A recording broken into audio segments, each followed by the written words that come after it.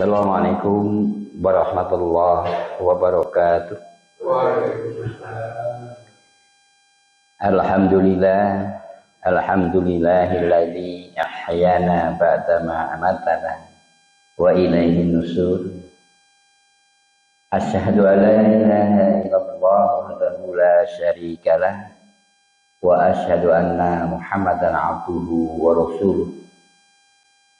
Allahumma sholli wa sallim ala Muhammad wa ala alihi wa ashabihi. Amma ba'd. Usikum wa iyaya bitaqwallah faqad fayal muttaqun. Qala Allah ta'ala fi kitabihil karim. A'udzu billahi minasy syaithanir rajim. Bismillahirrahmanirrahim. Wa'tasimu bihablillahi jami'a wa la tafarraqu ila akhir ayat. Shadaqallahul azim. Bapak, Ibu, saudara-saudara dan para pendengar yang saya hormati, alhamdulillah pada pagi hari ini Allah memperlihatkan kasih sayangnya kepada kita dengan nikmat-nikmat yang dikaruniakan pada kita sampai pagi hari ini. Dan juga kita semua dapat menikmati, menyaksikan akhir bulan Ramadan tahun 1444 Hijriah yang bersamaan dengan tahun 2023 Masehi dalam keadaan sehat, selamat, dan senantiasa dapat beristiqomah sampai pagi hari ini dapat melakukan sholat subuh dengan berjamaah. Sekaligus kita menguatkan, menambah, dan juga mengingatkan pada diri kita masing-masing akan kewajiban yang mesti harus kita pikul bersama. Oleh sebab itu, marilah kita senantiasa mengucapkan rasa syukur kepada Allah. Dengan syukur dalam arti yang sebenarnya. Tentu saja tidak ada sesuatu yang lebih efektif untuk kita semua dalam bersyukur adalah memanfaatkan waktu atau hidup sehat dan kekuatan atau mampu kalau mau untuk berupaya dan berusaha semaksimal mungkin melakukan apa yang Allah perintahkan kepada kita dengan kemampuan kita masing-masing dan meninggalkan semua larangan Allah tanpa terkecuali. Mudah-mudahan melalui perilaku yang semacam itu nanti Allah memberikan petunjuk kepada kita dan juga memberikan bimbingan kepada kita dengan wahyu yang telah disampaikan kepada kita semua. Para pendengar sekalian yang saya hormati dan juga para pemirsa yang saya muliakan, lalu apa yang mesti harus kita lakukan setelah puasa nanti kita akhiri? Tentu kita akan berpijak pada satu ayat yang terdapat dalam surat Al-Insyirah. Allah berpesan pada kita sekalian, fa inna ma'al usri yusran, inna ma'al usri yusra, fa idza faraghta fansab wa ila rabbika farghab. Maka setelah kesulitan ada kemudahan. Sesungguhnya setelah kesulitan itu ada kemudahan. Maka ketika kamu telah selesai melakukan sesuatu pekerjaan, lalu kerjakan berikutnya dan bertawakallah kamu kepada Allah. Mudah-mudahan Allah memberikan petunjuk pada kalian.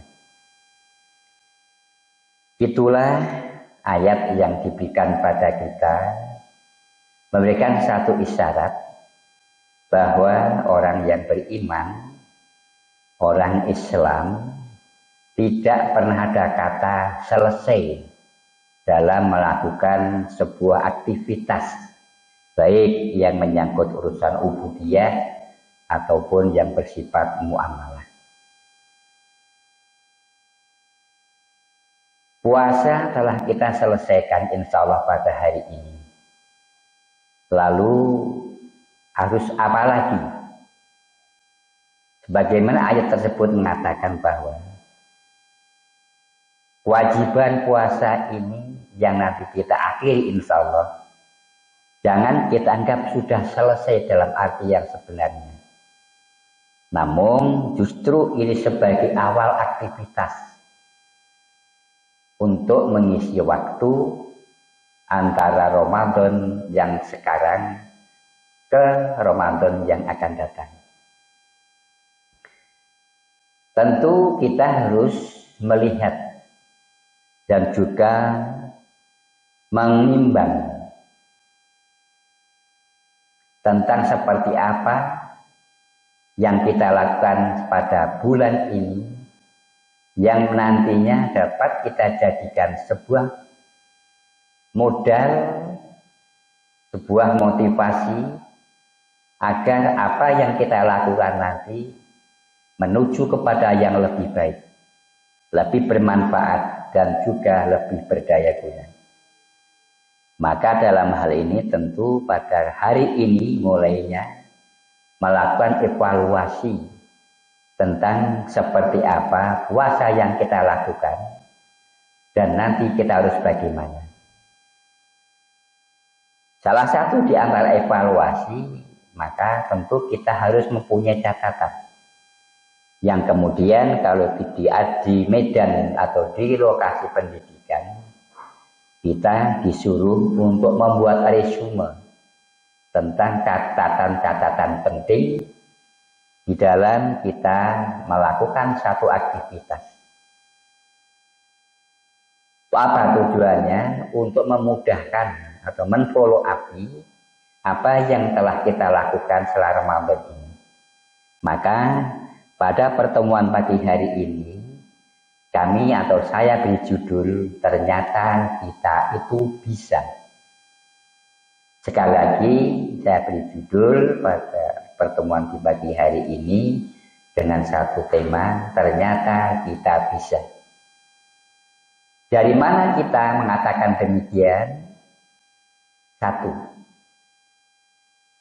ketika kita tidak dalam keadaan berpuasa, kadang-kadang kita tidak pernah berpikir mana makanan yang halal, mana makanan yang haram. Sedangkan kita ketika sedang berpuasa, yang halal pun kita tidak mau. Ini kebiasaan kita yang pertama.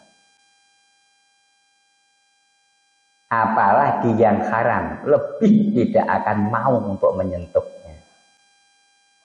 Ini catatan yang pertama. Mudah-mudahan ini nanti menjadi renungan bagi kita semua. Yang kedua, ketika kita tidak sedang berpuasa, sering kita terpancing untuk marah. Walaupun perkara itu sangat sederhana, kecil, sepele, dan andai kata kita harus marah, pun juga tidak patut untuk kita marah. Namun, ketika kita sedang berpuasa, walaupun urusan itu besar, urusan itu penting, namun ketika kita sedang puasa, kita pun sanggup untuk tidak marah. Ini catatan yang kedua. Kemudian yang ketiga, ketika kita sedang tidak berpuasa, berdusta bahkan menjadi bagian dari hidup kita. Apalagi yang menyangkut urusan kehidupan dan harga diri. Kita jarang tidak berdusta manakala sudah berhadapan dengan dua hal tersebut. Namun ketika kita sedang berpuasa, sangat-sangat berhati-hati dalam kita berbicara, sehingga akan sangat mungkin sekali ketika kita sedang berpuasa, walaupun toh perkara atau sesuatu sangat memberikan keuntungan pada kita, pun kita tidak mau berdusta. Itu catatan yang ketiga. Catatan yang keempat, ada kalanya kita ketika tidak sedang berpuasa, mencaci maki, menggunjing kesalahan orang lain, mengorek keburukan orang lain, membuat keonaran di lingkungan kita. Selama kita berpuasa, kebiasaan yang semacam itu jauh lebih kecil, tidak terjadi dalam kehidupan kita. Inilah hal-hal yang perlu kita catat selama kita berpuasa ini. Apa perlunya untuk kita follow up setelah puasa nanti kita berakhir. Bapak Ibu sekalian, pemirsa dan pendengar yang saya hormati, kita ulas satu persatu tentang hal-hal yang telah kami sebutkan di atas. Pertama, ketika kita sedang berpuasa, jangankan yang haram, yang halal pun kita tidak mau. Lalu ada apa? Manakala yang haram ini kita lakukan, yang halal ini kita tinggalkan, atau sebaliknya, apa keuntungan di balik itu? Manakala yang haram ini kita tinggalkan dan yang halal ini kita utamakan. Nabi pernah menyampaikan nasihatnya kepada para sahabatnya. Ada 3 doa yang tidak tertunda jawabannya dari seorang hamba. 1, doanya orang yang berpuasa sampai ia berbuka. Yang kedua, doanya orang yang teraniaya kepada orang yang dianiaya, yang menganiaya. Dan yang ketiga adalah doanya para musafir sampai dia kembali ke kampung halamannya. Pada saat itu datanglah seorang musafir dengan rambut yang kusam, pakaian yang lusuh, dengan berjalan sempoyongan. Kemudian dia menengadahkan tangannya ke langit dan mendongak mukanya ke langit sambil berdoa, Ya Rob, Ya Rob, Ya Rob. Begitu tertariknya sahabat ketika melihat orang tersebut, sangat bangga dan iri akan apa yang dijaminkan seorang musafir ketika berdoa. Sampai-sampai sahabat menyanjungnya apa yang diminta dari seorang musafir tersebut. Lalu Nabi menyapa, mana mungkin doanya dikabulkan oleh Allah. Begitu terkejutnya sahabat. Belum lama kita mendapatkan nasihat darimu ya Rasulullah tentang terkabulnya doa hamba. Salah satu di antaranya doa seorang musafir. Ini ada seorang musafir yang sedemikian rupa dan dia berdoa. Kemudian engkau menambuh dengan satu ungkapan, mana mungkin doanya dikabulkan oleh Allah. Ada apa di balik itu ya Rasulullah? Kemudian Nabi menjawabnya, karena apa yang ia makan didapat dari yang haram. Apa yang ia pakai dibeli dari yang haram.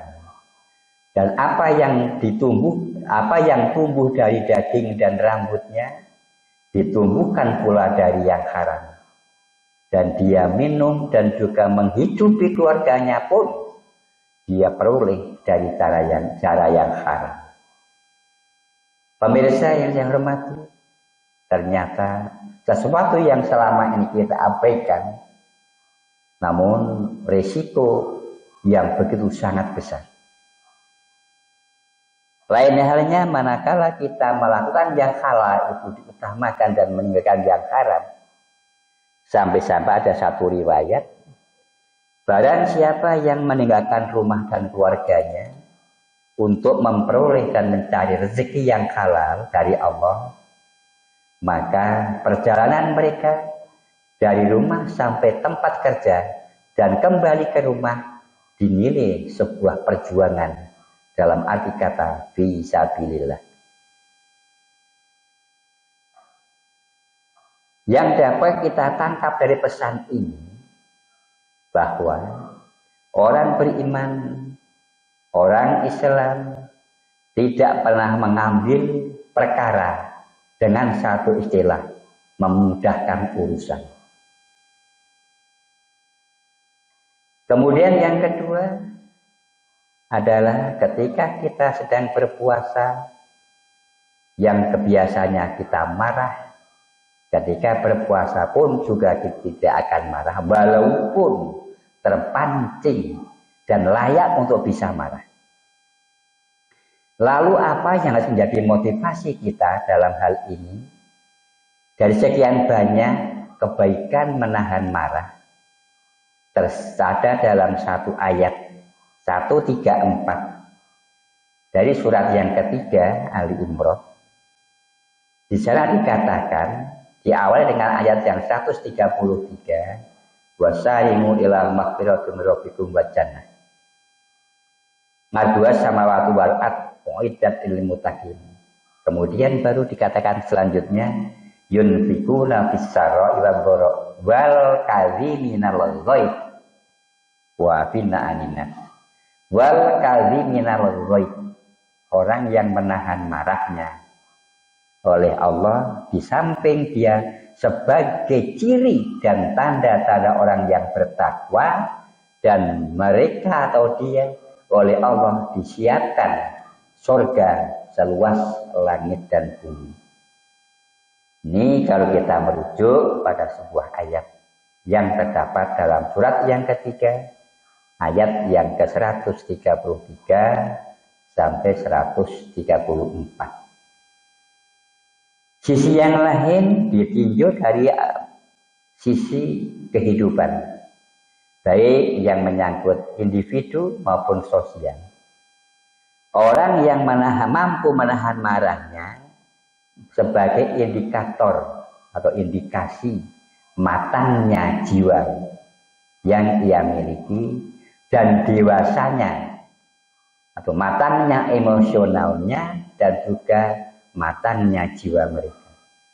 Sehingga ketika dia menghadapi suatu perkara yang tidak dia inginkan, yang memungkinkan akan menimbulkan kemarahan, dia akan berpikir tentang baik dan buruknya, untung dan ruginya. Sehingga nanti orang yang beriman dan orang Islam dan orang yang bertakwa tidak akan pernah salah di dalam mengambil satu tindakan, mengambil satu keputusan, dan juga tidak akan tergesa-gesa untuk mengambil sikap yang aman dan menyelamatkan. Dan ketika itu dapat dilakukan oleh setiap orang, maka akan membawa kewibawaan yang dimiliki dan juga akan meningkatkan harga diri baik di tengah-tengah kehidupan sosialnya. Sisi yang lain juga tidak akan mudah dan pun juga tidak akan menimbulkan satu hal yang ujung-ujungnya akan mengakibatkan kekacauan, keonaran di tengah-tengah masyarakatnya. Maka inilah wal kadhiminal ghaidh, dengan arti katanya adalah sabar, oleh Allah akan memberikan apresiasi dengan satu ayatnya, ya ayyuhalladzina amanu sta'inu bis-sabri was-shalah innallaha ma'as sabirin. Sabar merupakan salah satu dari sekian banyak sifat Allah yang sangat digemari oleh Allah. Bahkan Allah sering memberikan satu janji kepada kita.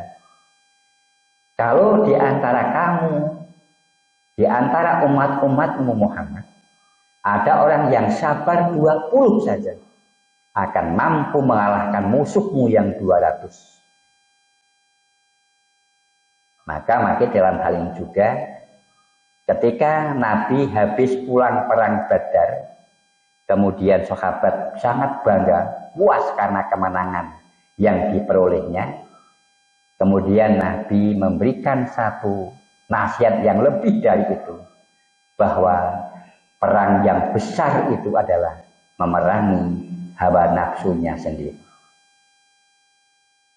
Pemirsa yang saya hormati, inilah nilai-nilai kesabaran yang diisyaratkan dengan wal kaziminal ghaid, menahan marah. Kemudian yang ketiga, berdusta. Ketika kita tidak berpuasa, sering kita berdusta itu ringan dalam ucapan, mudah, apalagi hal-hal yang nanti akan bisa mendatangkan keuntungan duniawi. Maka sampai-sampai di dalam upaya untuk memperolehnya sering bersumpah serapah. Contoh yang sering kita alami ketika kita sedang belanja di pasar, menemukan satu barang yang kita ingini, kemudian kita tanya pada pembelinya, ini harganya berapa ya Bu ya? Oh, itu harganya 50.000. Ditawar tentu, ya kadang-kadang nawarnya juga nggak wajar gitu. Tawar kita ditawarkan dengan harga 50.000, kadang-kadang ditawar 25.000 atau 20.000 malahan. Tentu si penjual pun masih jauh dari yang diharapkan. Kemudian di situ sampai lama terjadi tawar-menawar. Kadang-kadang yang sang penjual sampai mengatakan, nek ra karun jenengan boten kula caos iki. Atau dengan yang agak lunak, yus dinggo pelaris. Terkesan memang lunak bahasanya, tapi di dalam ada muatan sumpah. Seakan-akan nek ora karo kowe akan saya jual lebih dari itu.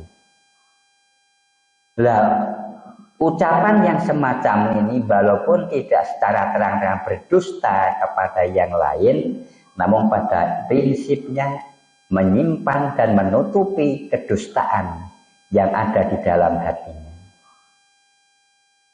Kalau yang semacam ini kita biasakan, tentu amanah pada diri kita akan hilang. Demikian juga kepercayaan orang lain kepada kita pun juga akan berkurang. Cepat ataupun lambat, sedikit ataupun banyak, akan mengurangi apa yang kita cari dengan pendapatan yang kita inginkan. Maka nanti dalam hadis juga dikatakan, biasakanlah kamu berkata jujur atau benar, karena kejujuran dan kebenaran akan mendatangkan pahala. Dan pahala yang kamu dapat dari kejujuran itu akan memudahkan kamu menuju surga. Dan kalau kamu senantiasa berkata jujur, kamu akan dicatat oleh Allah sebagai orang yang sangat jujur. Inilah penghargaan Allah kepada orang yang jujur. Sampai-sampai sifat jujur inilah merupakan sifat wajib bagi setiap rasul yang kita kenal dengan sifat amanah, dapat dipercaya. Bahkan juga di dalam hadis juga dikatakan yang lain, kebenaran, kejujuran sebagai indikasi keimanan kita. Man kana yu'minu billahi wal yaumil akhir falyakul khairan. Kalau kamu memang benar-benar beriman kepada Allah dan hari akhir, maka berkatalah yang benar, berkatalah yang jujur. Dan janganlah sekali-kali kamu mendustai dirimu sendiri, apalagi mendustai orang lain. Kemudian yang berikutnya adalah mengorek kejahatan dan keburukan orang lain. Ada dua hadis yang cukup untuk kita renungkan bersama, yang sering dikatakan dengan ghibah. Jauhilah sifat ghibah. Lalu sahabatnya, ma huwal ghibah ya Rasul? Apakah ghibah itu?